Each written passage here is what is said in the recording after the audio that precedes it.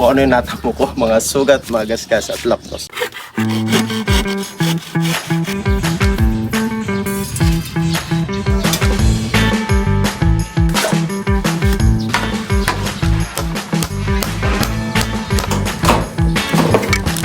Recycle lang to.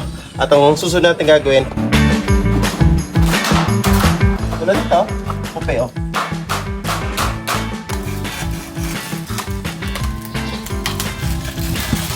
Lagyan natin ng epoxy.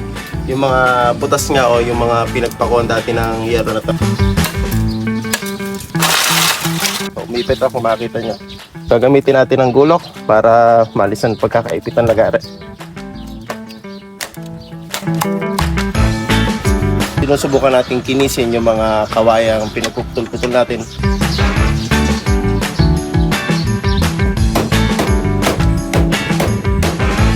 Okay, nasa huling bahagi na tayo ng ating pagero. Nasa dulo na ako. Itong left thumb na to, ito ginagamit natin upang hindi pumaling yung ating nilalagar. Okay.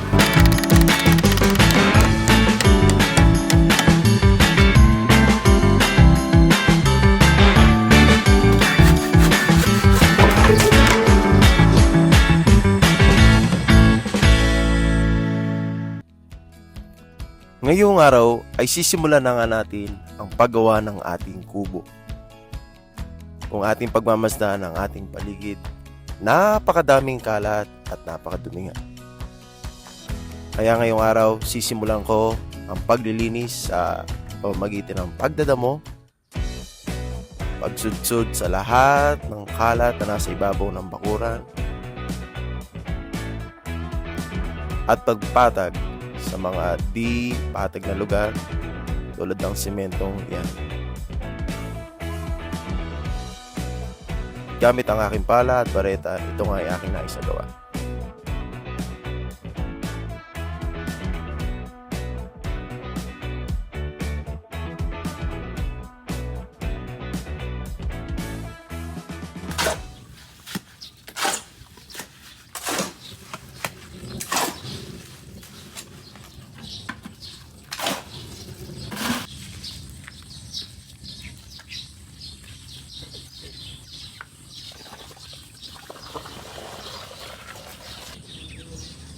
Ang punong kawayang iyan ay ating pagkukuhanan ng materyales o kagamitan sa ating gagawing kubo.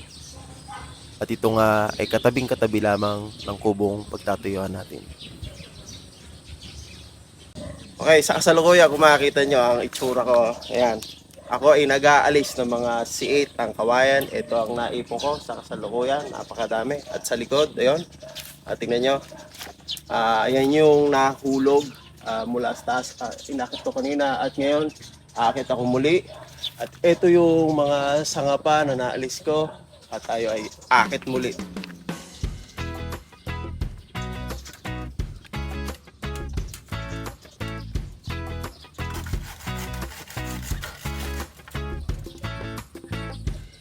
Ang pag-akyat sa ganitong puno ay hindi biro.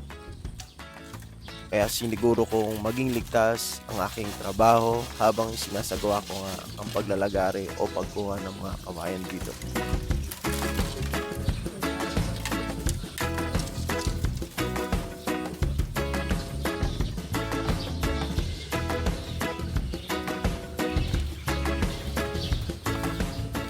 Ayan.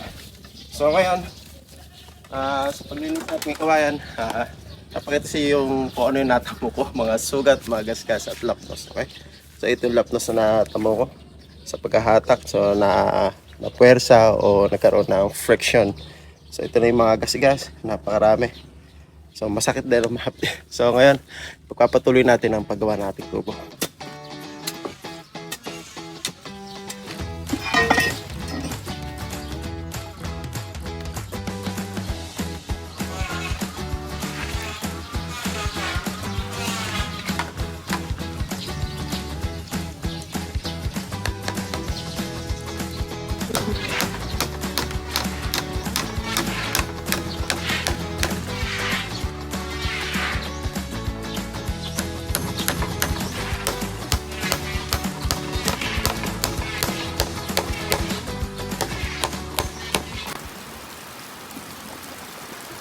Sa araw namang ito, aking sinimantala ang pagbuhos ng ulan habang nililinisan ko ang mga yero. Ang mga yerong ito ay dati nang nagamit, kaya ito ay may tuturing na recycled materials.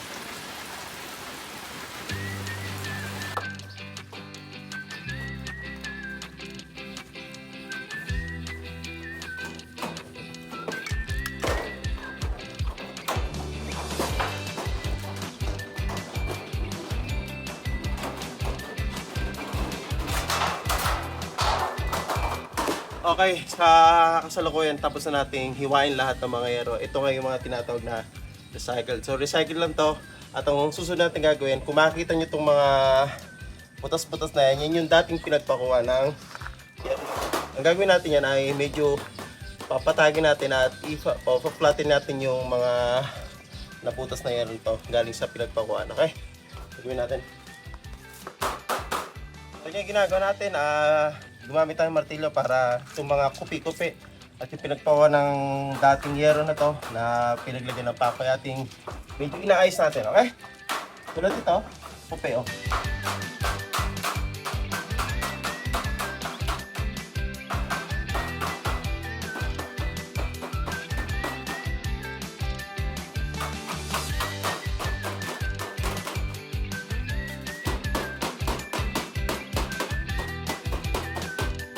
Ayan, tapos na. So, ang susunod natin gagawin ay ilalagay natin ng epoxy. Yung mga butas nga o yung mga pinagpakuhan dati ng yero na to. Okay? Epoxy na may gagawin natin susunod. So, narito na tayo. Lalagyan natin ng epoxy. Yung mga butas na ating pinagpupukpuk kanina. So, ito na nga epoxy A and B. Pag-ahaluin natin. So, gamit lang ating daliri. Hintuturo. Ito lang yung gagamitin natin para ilagay yung mga epoxy sa bawat butas. Okay?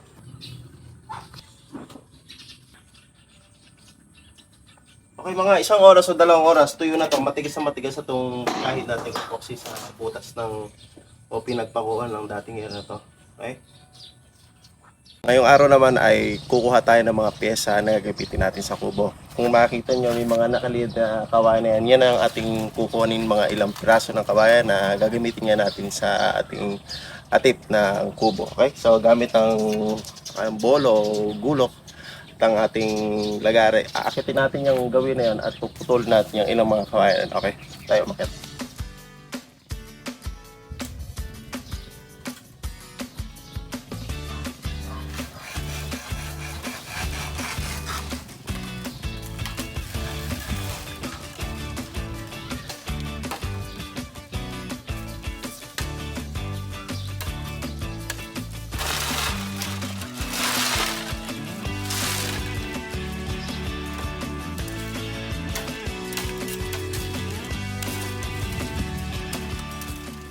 Okay, tanda natin sa pagpuputol ng kawayan, importante na mag-ingat, lalo nang ingatan nating mga mata. Siyempre ating kutis. Alam niyo ba ang nangyayari sa aking kutis? Makita niyo mga sugat na yan at yung lapnos na natamo ko nung isang araw o kahapon ay dapat nating isaalang-alang sa ating pagsasagawa ng mga ganitong gawain. Okay?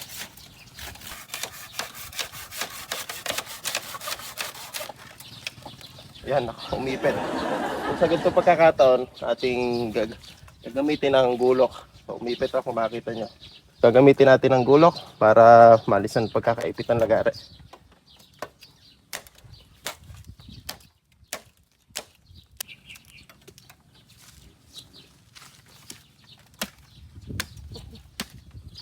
Choice.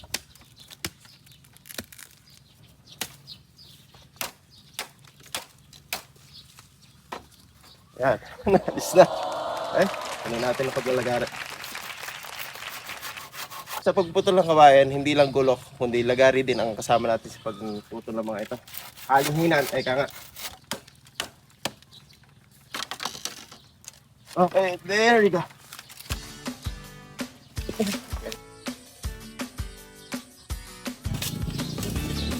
Sa ika-4 na araw ng aking paggawa sa kubong ito, akin ang biniyak ang mga bawat pyesa na gagamitin ko sa upuan at sa sandalan. Sa kasalukuyan, akin ngang kinikinis o kinakayas ang bawat gilid nito.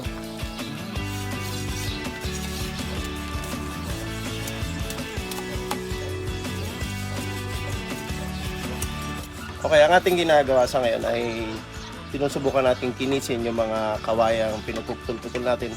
At itong mga kawayan na to, ito yung gagamitin natin bilang sahig sa ating upuan na natin sa sayo to. At itong mga narito nakita ninyo, yan yung mga nagawa ko kanina o kahapon. At itong mga bahagi nito, itong mga piyesa nito, ito yung magiging sandalan sa ating upuan. Kaya ganito kaikli, kaya patayo ang gagawin ko. At itong kawayan na to, ito yung tinatawag na pinagkayasan, okay? Si mga gilid-gilid at yung mga sungot-sungot sa kawayan natin kinikinis. Para sa ganoon, hindi makasugat o maganda ang tingnan. Linis natin, importante na malinis natin yung bawat side ng kawayan, lalo-lalo yung gilid. Okay. So nilagay ko nga rito yung kawayan, nang sa ganoon malaman lang natin na ilang piraso ni nagagawa ko. At yan na nga, at aking naikabit na ang sahig ng upuan. Ngunit kung makita nyo, kalahati sa pako ay hindi pa nakabaon. At ngayon naman, aking sinusukat ang hangganan o magiging lapad ng upuan ito.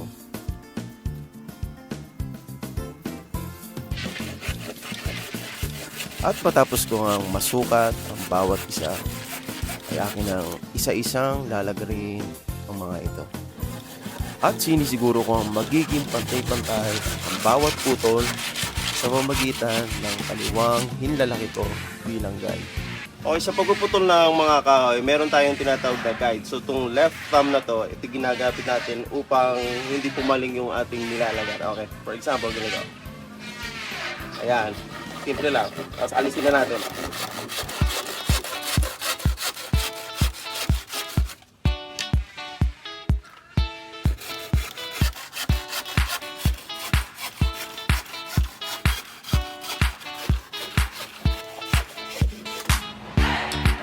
Finished.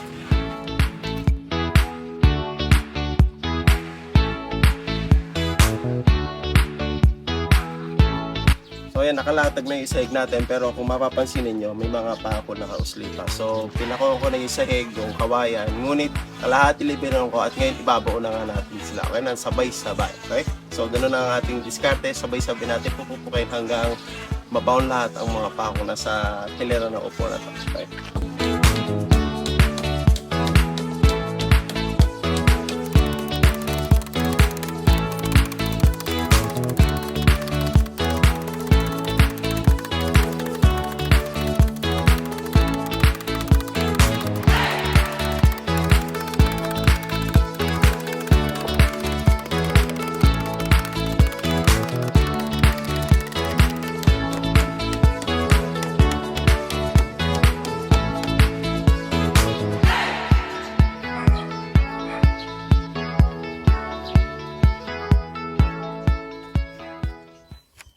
Sa kabilang dako ng kubo, ay akin namang dinidisenyuhan ang gilid nito na tila ba isang bintana.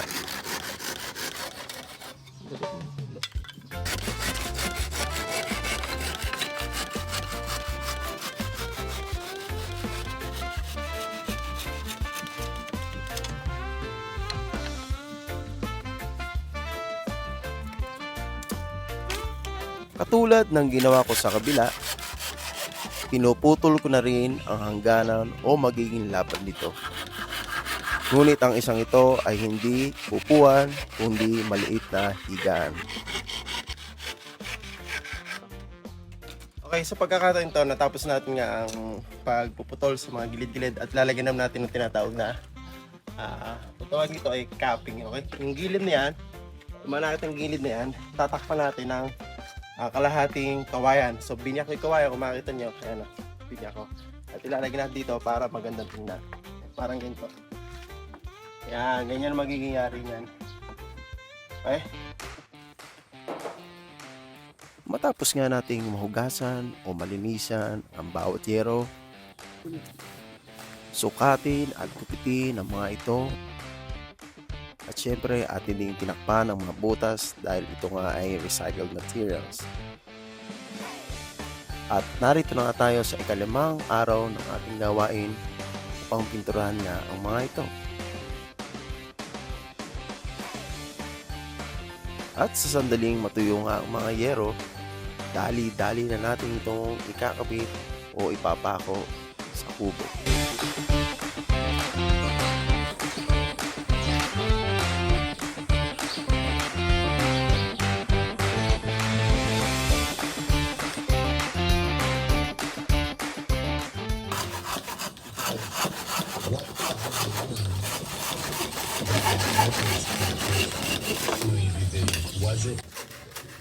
Kinabukasan, ika-6 na araw.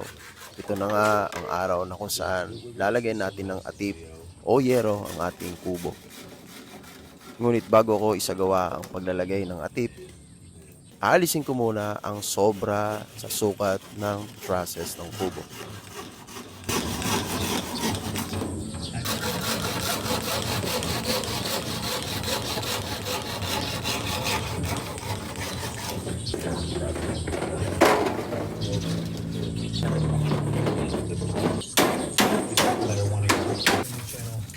Up into the production of right now, and we still have a few channels that can be done as well.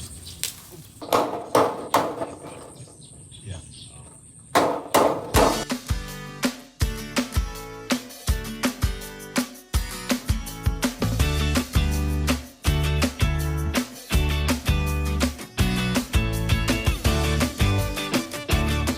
So ngayon naman, ang ating gagawin ay isisil na natin yung mga pakong na hindi ko naman binaon. So kalahati lang yung ginawa natin. Saka nga, gagamit tayo ng tinatawag na sealant o sealer para sa mga pako na to na nakaangat. Ayan, nakaangat pa siya. So lalagyan natin ng sealer para sa ganun ma-close siya at hindi na gumalaw kung sakali mang gumalaw o magkaroon ng malakas sa hangin. Okay?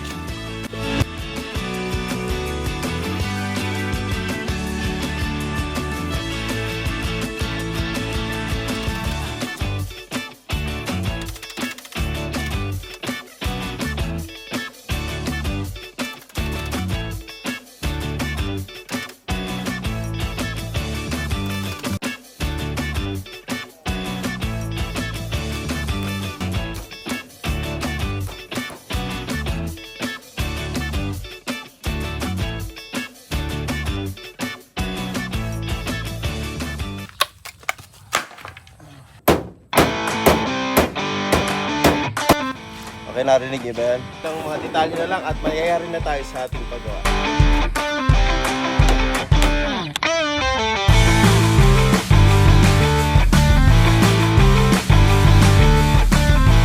Nagamit tayo ng tinatawag na sealant o sealer para sa mga pako na to na nakaangat. Ayan, nakaangat pa siya.